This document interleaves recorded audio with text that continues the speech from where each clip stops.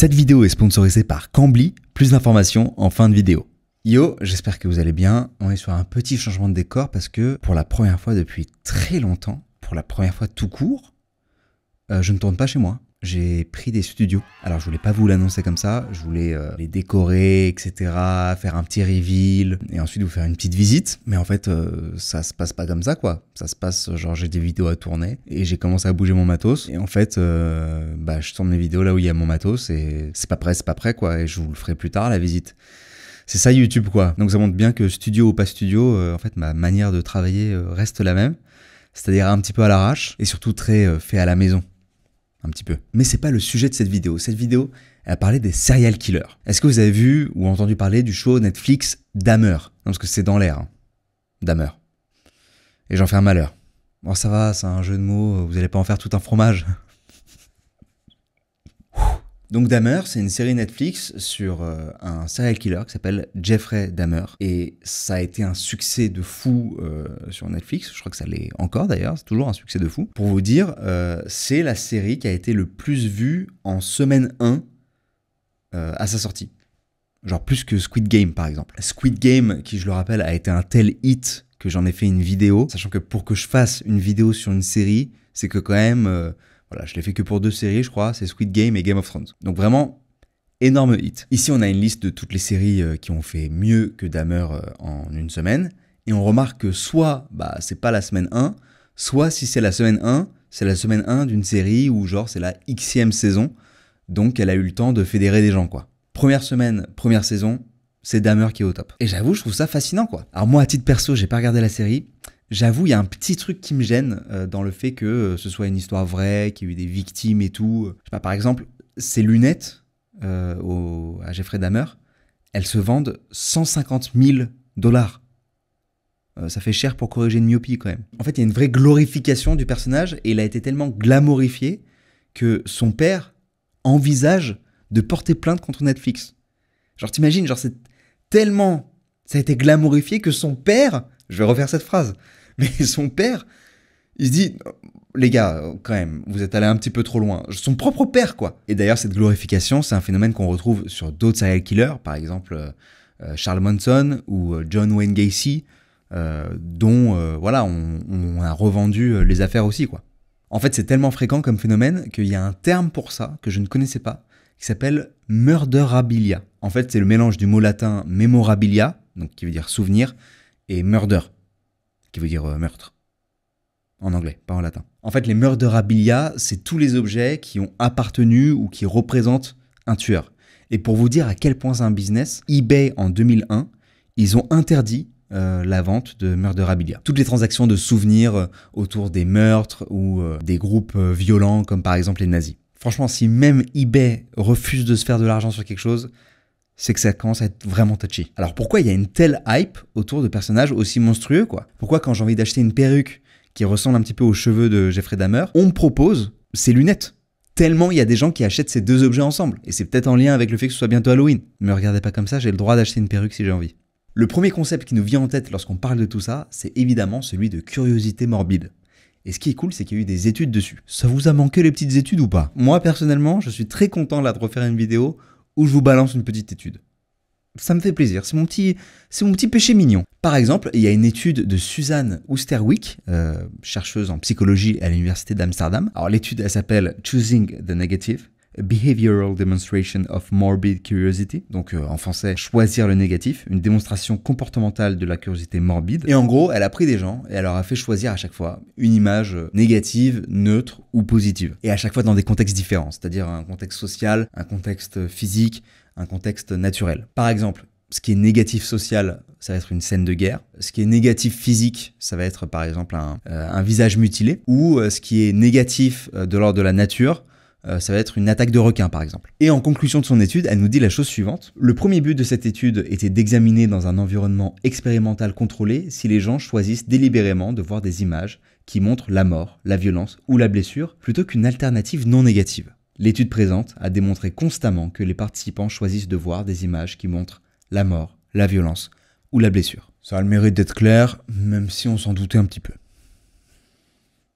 N'est-ce pas? Alors elle précise aussi que tout le monde n'est pas sujet à ça et qu'en fait ça dépend de notre tolérance à ces images-là. Et d'ailleurs, il y a un test de curiosité morbide pour voir à quel point vous avez cette curiosité morbide. C'est un test d'un mec qui s'appelle Coltan Scrivener. Voilà, il y a un site internet, je vous le mets en description. Il y a des questions assez particulières du genre, par exemple, la première question, c'est si je vivais au Moyen-Âge, est-ce que j'aurais aimé assister aux exécutions publiques? Celle-là, ça va. La question d'après, c'était si la transplantation de tête existait, est-ce que j'aimerais assister à une procédure chirurgicale de transplantation de tête? Voilà. Alors, suivez-moi sur Twitch, parce que dès que je reprends les lives, on va faire le test ensemble en live. Je pense que ça peut être marrant. Voilà, ça sera d'ici 2 semaines, je pense, que je reprendrai les lives. Oh là là, le mec fait son teasing au milieu de sa vidéo. Mais putain, mais c'est quoi cette promo là? Mais on est où là en fait? École de marketing ou quoi, putain? L'autre chose que nous dit l'étude, c'est ce qui est le moteur de cette curiosité morbide. Et il y a 2 éléments. D'abord, on regarde ces images négatives parce qu'on est à la recherche des sensations qu'elles vont provoquer en nous. Et ensuite, deuxième élément, on est curieux de connaître ce qu'elles vont apporter comme émotion parce qu'on va apprendre de ces émotions. D'après une étude de Baumeister et consorts, qui s'appelle Bad is Stronger Than Good, qui est un nom d'étude incroyable, les événements négatifs ont un impact psychologique plus fort que les événements neutres ou positifs. Et on parle en termes de mémorisation ou de travail cognitif sur l'événement par exemple. En fait, c'est dans notre intérêt d'être sensible aux informations négatives. Et plus ce qu'on regarde dévie de la norme, et plus ça implique un gain d'information. En fait, si on considère les humains comme des ordinateurs, avec un fonctionnement rationnel et tout, les serial killers, c'est un peu comme un bug. Et du coup, pour nous, c'est une opportunité pour comprendre des choses qu'on n'aurait pas forcément pu comprendre en temps normal. Il y a une volonté de vouloir décoder l'incompréhensible et qui pourrait même être dangereux pour nous si on s'y trouve confronté dans la vie. Et c'est quelque chose qui date d'il y a longtemps. D'il y a très très longtemps. Dans l'évolution, éviter les prédateurs, c'est quelque chose qui a toujours été essentiel pour les animaux. Les animaux qui évitent les prédateurs, c'est ceux qui survivent et donc ceux qui se reproduisent et qui font perdurer l'espèce. Et le prédateur, il n'est pas toujours en chasse. Il peut par exemple ne pas avoir faim, être un peu fatigué, voilà, il a eu une dure journée, dure semaine, il a la flemme de faire le prédateur. Ça arrive. Mais le truc, c'est qu'il est souvent à côté de ses proies.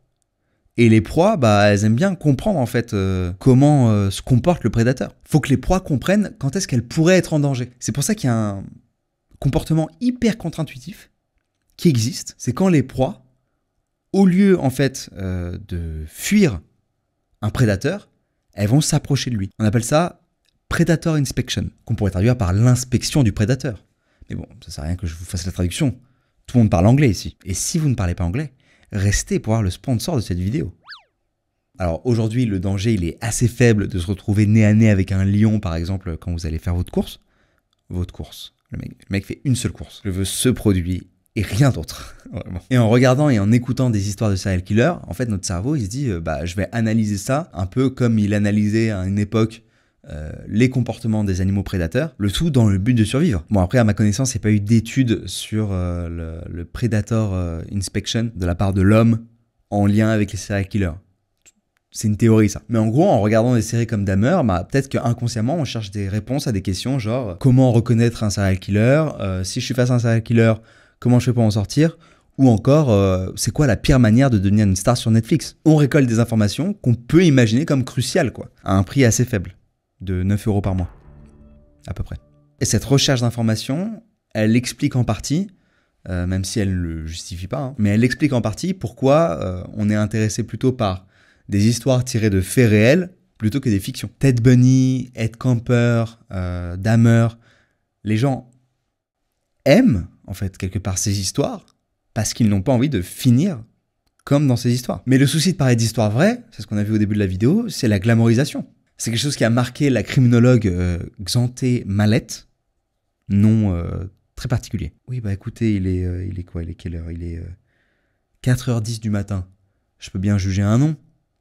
Ça vous va? Merci. Et cette criminologue, elle a été choquée lorsque une de ses élèves a montré de l'admiration, voire même de l'attirance pour un serial killer qui s'appelle Ted Bundy, qui est interprété par Zac Efron. Sauf que Bundy, il a tué une trentaine de femmes, il en a agressé encore plus, et il s'est évadé de prison 2 fois. Et donc en fait, Xanthé Mallette, elle s'est demandé si les séries, elles nous rendaient pas quelque part insensibles aux conséquences de la violence. Et dans un article de The Conversation, elle insiste sur l'importance de la victimologie, qui est une branche de la criminologie qui ne s'intéresse qu'aux victimes. Et du coup, c'est intéressant parce que ça permet de changer de perspective sur le crime au lieu de faire comme ce qu'on fait dans les séries Netflix, c'est-à-dire le regarder à travers les lunettes du tueur, quoi.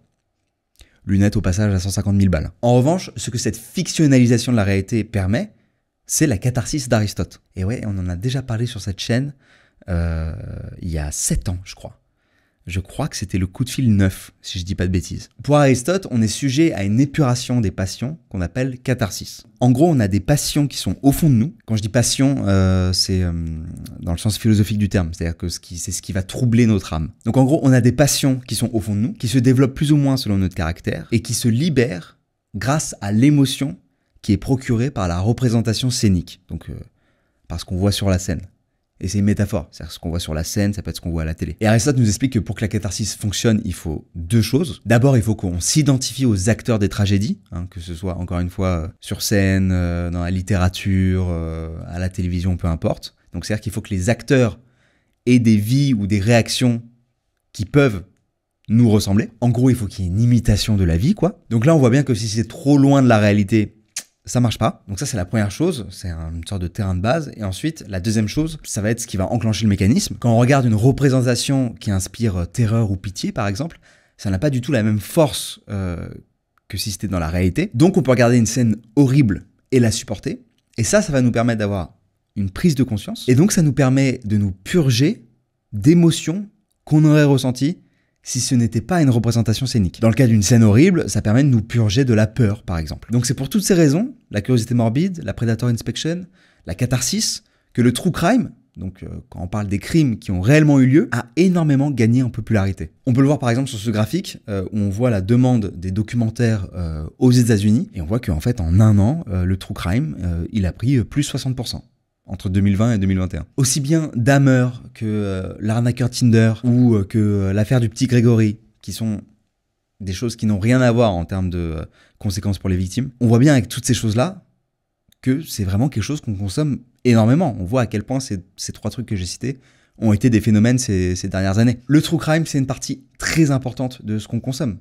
Et peu importe le médium, que ce soit des vidéos YouTube, que ce soit des podcasts ou que ce soit des livres. Mais le truc, c'est qu'en tant que consommateur, on a une responsabilité aussi vis-à-vis de ça.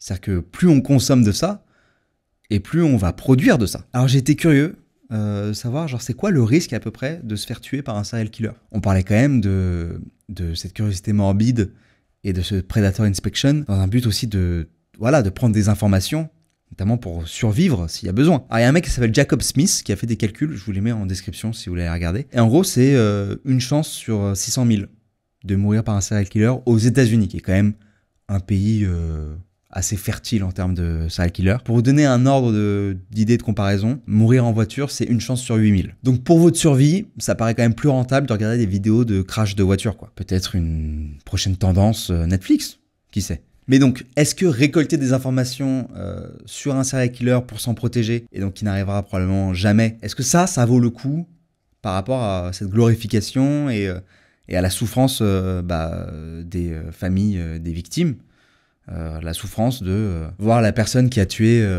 son enfant, son parent, son frère, sa sœur, érigé franchement, en quasi-héros parfois. Il y a Eric Perry, qui est l'un des cousins d'une des victimes de Dahmer, qui s'est exprimé sur Twitter et je trouvais ça assez fort son témoignage.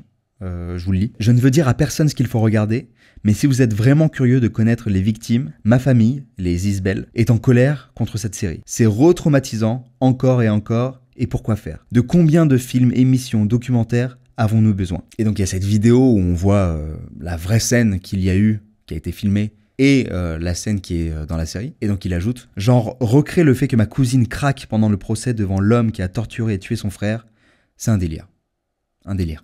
Le but, c'est pas d'être moralisateur. Le but, c'est, comme d'hab sur cette chaîne YouTube, en tout cas d'essayer de réfléchir à pourquoi on fait les choses, à l'impact des choses qu'on fait, et à si c'est en accord avec la vision qu'on veut de la société et la vision qu'on a de nous-mêmes aussi. Est-ce que ces gens-là, les serial killers, est-ce que on veut pas plutôt les invisibiliser? Est-ce que c'est pas plutôt genre moins on parle d'eux et mieux c'est, quoi? Est-ce qu'il n'y a pas autant de leçons à tirer des aventures fictives de Hannibal Lecter et Dexter Morgan par exemple? J'adorais Dexter, mais la fin elle est pas ouf. Enfin voilà, c'est une question ouverte. N'hésitez pas à me dire en commentaire ce que vous en pensez, ce que vous pensez de la consommation de ces séries-là, de la consommation du true crime, de ce que ça dit de nos sociétés. Et d'ailleurs, pour l'anecdote, à l'écriture de cette vidéo, il y a eu quand même cette question de est-ce que plus on est dans un endroit où on n'a pas de risque de se faire attaquer par un serial killer, donc où il y a plutôt de la sécurité, et plus on consomme de true crime, peut-être. Est-ce que dans des pays où il y a beaucoup d'insécurité, on consomme autant de true crime ou est-ce qu'on n'en consomme pas moins? Eh ben écoutez, j'ai trouvé aucun chiffre qui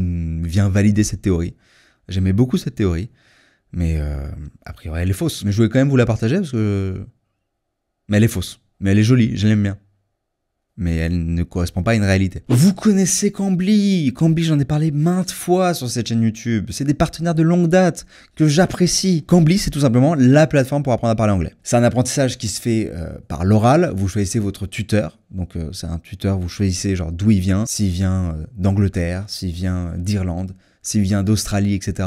Pour vous familiariser avec les accents, par exemple. Vous vous mettez d'accord avec votre tuteur sur quand est-ce que vous faites le cours. Enfin, c'est 24 heures sur 24, 7 jours sur 7. Ça dépend du tuteur, en fait. Puisqu'en plus, c'est partout dans le monde. Vous améliorez votre anglais. Et ce qui est cool, c'est qu'en fait, vous pouvez aussi le faire sur des thématiques. C'est-à-dire que, par exemple, vous savez que vous allez partir en voyage en Irlande. Ok, et que c'est un voyage professionnel. Et admettons, vous êtes dans l'industrie du divertissement, des séries, etc. Eh bien, vous pouvez choisir des thématiques de discussion et être dans une discussion de série avec votre tuteur. Et donc comme ça, vous enrichissez votre champ lexical, vous vous entraînez à parler suivant le contexte, quoi. Vous pouvez préparer un examen, genre le TOEFL, etc. Vous pouvez préparer un entretien d'embauche, etc. Comme je vous l'ai dit, vous pouvez préparer un voyage. Enfin bref, c'est vraiment en fonction de votre besoin. Et là, vous vous dites peut-être, ouais, mais j'aimerais bien essayer avant de m'engager. Mais qu'à cela ne tienne. Je vous donne 15 minutes, enfin Cambly vous donne 15 minutes de cours gratos, là, dans la description. C'est sans engagement, c'est pour essayer Cambly et pour parler avec un tuteur. Et vous avez, sur l'abonnement de 12 mois, 60% de réduction. Alors je vous explique. Pour Cambly, la période la plus importante, c'est le Black Friday, donc c'est à partir du 31 octobre, etc. Pour nous, exceptionnellement, ils font ça en avant-première. C'est en avant-première, c'est avant leur campagne. True Story et non True Crime. Je leur ai dit au dernier moment, les gars, je vais faire cette vidéo sur serial killer, machin, etc. Ils ont fait, ok, vas-y, let's go, tac.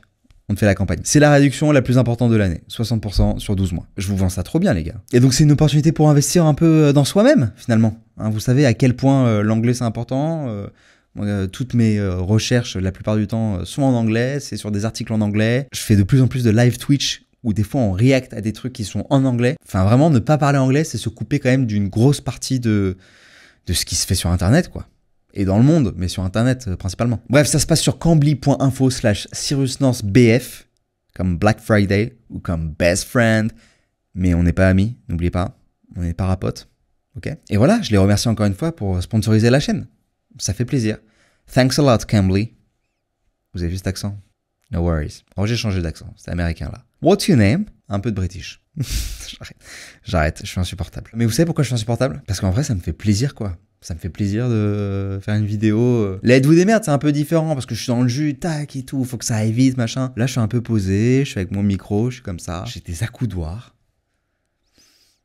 Ça me fait plaisir de vous retrouver un petit peu. J'espère que cette vidéo vous aura plu. N'hésitez pas à me dire ce que vous en avez pensé en commentaire. C'est plus une vidéo pour provoquer votre pensée et apprendre 2-3 trucs quand même. Il y a quelques concepts un peu intéressants avec les études et tout. Mais voilà, c'est plus un starter de conversation, je pense, que quelque chose où j'arrive avec une vraie réponse. Et ça me va aussi, il y a des vidéos qui sont comme ça. J'aime bien aussi juste partager un bout de réflexion. Je vous embrasse très fort. Love, peace, ciao, et on se retrouve la semaine prochaine. Bye.